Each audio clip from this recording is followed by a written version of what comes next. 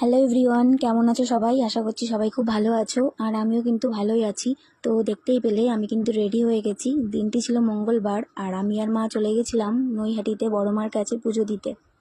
তো এই যে দেখো, অটোতে কিন্তু উঠে পড়েছি, আর এই যে আমাদের বগুলাতে চলে এসেছি। আর দেখতেই পাচ্ছ প্রচুর বৃষ্টি হয়েছিল, সামনেটা কতটা জল জমে রয়েছে। যাচ্ছিলাম হচ্ছে টিকিট কাটার জন্য। আর সেদিনও কিন্তু প্রচুর বৃষ্টি হচ্ছিল সকাল থেকে। তো কি আর করা যাবে, বড় মার কাছে যাবো বলেছি, যেতে তো হবেই। আর এই যে দেখো, টিকিট কিন্তু কেটেও নিয়েছি। আর এই যে আমি, তো তোমরা দেখতে থাকো ভিডিওটা, আশা করছি তোমাদের সবার খুব ভালো লাগবে। তো ওই যে দেখো, এই যে আমার মা রয়েছে আমার সাথে, আমি আর মাই কিন্তু গেছিলাম দুজন মিলে। আর অনেক দিন ধরেই কিন্তু ভাবছিলাম যাব, কিন্তু যাওয়া হচ্ছিল না। তো মাকে বললাম যে চলো, বৃষ্টি হলেও কিছু করার নেই, যেতে হবে।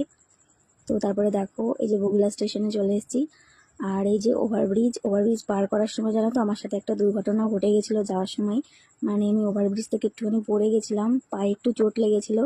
আর বড় মার কাছে যাচ্ছি, বেশি লাগেনি। তো বড় মার জন্যই আমি বেঁচে গেছি। আর এই যে দেখো, ট্রেনে কিন্তু উঠেও পড়েছি।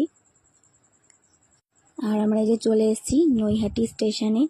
তো তোমরা দেখতে থাকো ভিডিওটা। আর দেখতেই পাচ্ছ মেঘলা মেঘলা ওয়েদার, কিন্তু সেই দিন কিন্তু আর বৃষ্টি হয়নি একটুও। নৈহাটি যাওয়ার পরে একটু আর বৃষ্টি হয়নি। তো সবই বড় মার জন্য। তো এই যে দেখতে থাকো তোমরা ভিডিওটা। তারপরে এই যে চলে এসেছি বড় মার মন্দিরের কাছাকাছি প্রায়। তো আমি আর মা হাঁটছিলাম, একটা ডালা কিনবো সেই জন্য।